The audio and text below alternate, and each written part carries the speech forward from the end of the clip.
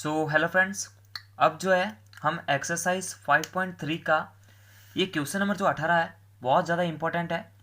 और मैं ऐसा कहूँगा कि ये जो सवाल है पूरी किताब में यूनिक है। तो जब कभी भी ऐसा सवाल आता है जो यूनिक होता है, मैं आपसे कहता हूँ कि इसको आप रट्टा मार लो, क्योंकि ऐसा सवाल जो है कभी भी बोर्ड एग्ज़ाम आ जाएगा तो आप थोड़े से डिस्टर्ब हो जाओगे, और जो नियम आप बाकी सवालों पे लगाते आ रहे हो वो इस पे लगा दोगे, तो ये सवाल हमारा रॉन्ग हो जाएगा। तो देखो, देखने से क्या पता लग रहा है, बहुत सारे बच्चे क्या कर रहे हैं कि इस सवाल को पढ़ते ही ये जैसे ये दिख रहा है 0.05, 1.0, 1.5, 2.0, ए पी दिख गई, ए डी सब ले लिया, और 13 क्रमागत अर्धवृत्तों से बने इस सर्किल की कुल लंबाई कुल भी देख लिया, तो एस 13 का फॉर्मूला लगाया, डायरेक्ट इसको सॉल्व कर लिया, जबकि वो गलत प्रोसेस है। ध्यान से देखो, ये सवाल यूनिक है और बहुत ज़्यादा इंपॉर्टेंट है, क्योंकि कारण क्या है कि कभी भी अर्धवर्त का कोई सवाल हो, अर्धवर्त का कोई सवाल हो और उसके अंदर आपको लंबाई पूछ रहा है, तो कभी भी ध्यान रखो एक वर्त के अंदर लंबाई कैसे पता करते हैं। देखिए, एक वर्त के अंदर जो उसकी परिधि होती है ना, वही उसकी टोटल लंबाई होती है। ठीक है, वही उसकी टोटल लंबाई होती है, और वर्त की परिधि का सूत्र होता है 2πr। अब यहां से देखने पर क्या पता लग रहा है कि केंद्र ए से प्रारंभ करते हुए, ये केंद्र है, इससे प्रारंभ करते हुए देखो ये आधा वर्त बन रहा है। देखो ये L1, फिर ये L2, ये L3, ये L4, इस तरह से बनता ही जा रहा है, और 13 कर्मगत अर्धवर्त बनेंगे। उस पूरे सर्पिल की लंबाई चाहिए। ध्यान से देखो दोस्तों, अगर हमारे को लंबाई ज्ञात करनी है और वर्त की बात हो रही है, तो हम 2πr का फॉर्मूला लगाते हैं। फिलहाल अगर देखिए यहाँ पर, तो केंद्र ए से प्रारंभ होकर ये पहला सर्पिल बन रहा है, जो कि एक अर्धवर्त है। कैसे? देखो, ये एक अर्धवर्त है, आधा वर्त है। अगर पूरे वर्त का लंबाई 2πr से ज्ञात करेंगे, तो आधे वर्त का लंबाई कैसे ज्ञात करेंगे? बस 2 का भाग लगा देंगे, 2 से 2 कैंसिल आउट हो जाएगा, तो ऑटोमेटिक पाई आर जो है एक सर्पिल की लंबाई बाहर आ जाएगी। ध्यान से इसको समझना पड़ेगा। कभी भी अर्धवर्त का सवाल हो और ऐसे सर्पिल की कुल लंबाई पूछ रहा है आपसे, आप वहां पे पाई आर अप्लाई करोगे, लंबाई निकालोगे, उसके बाद में एपी तैयार करोगे। डायरेक्ट ऐसे देखकर मत बता देना कि एपी हो रही है। सिर्फ यूनिक सवाल है ये, इसलिए मैं कह रहा हूं कि इंपॉर्टेंट है, यूनिक है। पूरी किताब में एक सवाल ऐसा है, तो ध्यान रखो कि कभी भी अर्धवर्त का कोई सवाल है, वहां पर सर्पिल की कुल लंबाई की बात करता है, तो आप जो है एपी कैसे ज्ञात करोगे? वो टोटल लेंथ निकाल के करोगे। अर्धवर्त की टोटल लेंथ यानी L1 की बात करूँ, ये जो पहला घुमाव है ना वो L1 है, दूसरा घुमाव L2 है, तीसरा घुमाव L3 है, चौथा L4 है। सभी के लिए पाई आर अप्लाई कर दो। हमारे पास में रेडियस तो दे ही रखी है, देखो कैसे। पहले सर्पिल के लिए 0.5 सेंटीमीटर है, सेकंड के लिए 1.0 सेंटीमीटर है, थर्ड के लिए 1.5 सेंटीमीटर। इसी प्रकार हर सर्पिल के जो है यहाँ पर रेडियस दे रखी है, तो बस करना क्या है, पाई से गुणा करना है और ये एपी तैयार हो जाएगी। तो देखो नीचे संकेत भी दे रखा है कि क्रमशः केंद्रों ए बी वाले अर्धवर्तों की लंबाई L1, L2, L3, L4। तो हम क्या लिखेंगे, इसको डायरेक्ट कर लेंगे। तो देखिए मैं इसको यहाँ पर कर रहा हूँ आंसर नंबर लगा के 18। तो हम लिखेंगे एपी बनाने के लिए, एपी के लिए, एपी के लिए प्रत्येक अर्धवर्त, अर्धवर्त की लंबाइयाँ इस प्रकार से प्राप्त करेंगे। तो किस प्रकार से प्राप्त करेंगे? हम L1 को देखते हैं, तो फॉर्मूला क्या लगेगा, क्योंकि L1 क्या है, एक अर्धवर्त है, क्या है, और सभी अर्धवर्ती है, सभी यहाँ पर अर्धवर्ती है, तो अर्धवर्त का लंबाई कैसे निकलता है? पाई आर से। अब देखो, पहला रेडियस कितना दे रखा है, पहले जो त्रिज्या है वो किताब में दे रखी है कितनी, 0.5, तो पाई इंटू 0.5 कर सकते हैं, मतलब 22/7 इंटू 0.5 ऐसे लिखो तो भी ठीक है। और अगर आप पाई को बाद में सॉल्व करना चाहते हैं, तो आप मेरे हिसाब से ऐसे भी लिख सकते हो 0.5 पाई। तो L1 की जो लेंथ है वो आ जाएगी।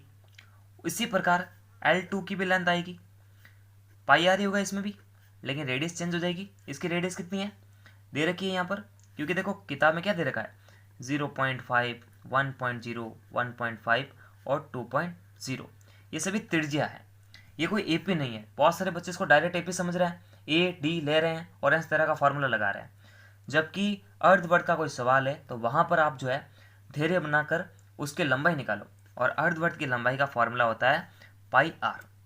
ठीक है, तो सभी अर्धवर्त यहाँ पर L1, L2, L3, L4, इस तरह से हम जो है सभी की लेंथ निकालेंगे, फिर उसको जो है एपी में बनाएंगे।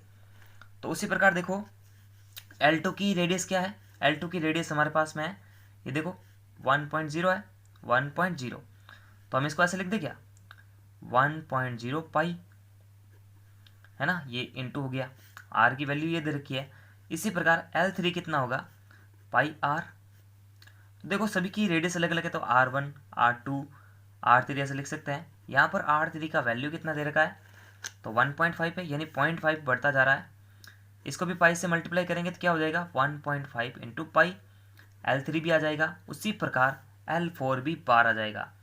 तो L4 के लिए क्या करेंगे, पाई इंटू R4, तो 2.0 पाई।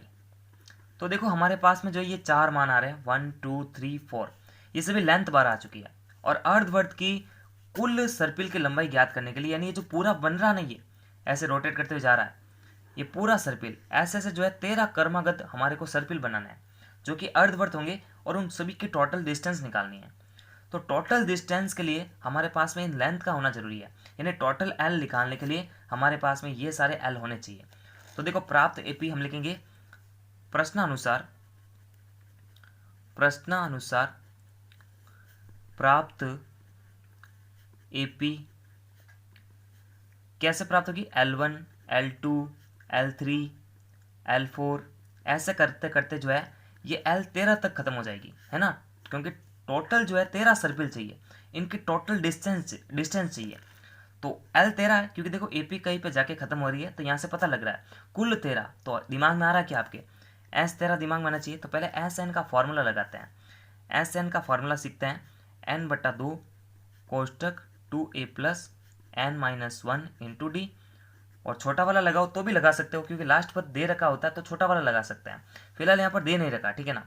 तो देखो एपी क्या प्राप्त हो रही है हमें, L1 कितना प्राप्त हुआ था, एपी डॉट L1 हमारे पास में था 0.05 पाई, और 1.0 पाई, 1.5 पाई, और 2.0 पाई, ये हमारे पास में एपी थी। ठीक है, अब इस एपी से देखो पहला पद कितना दे रखा है, यानी जो ए है वो हमारे पास में कितना है, 0.5 पाई, और डी कितना है, डी है A2 माइनस A1, तो ये तो A1 है, ये A2 है, इसमें से वो घटेगा, यानी A2 माइनस A1 हो जाएगा, यानी 1.0 पाई में से घट जाएगा 0.5 पाई।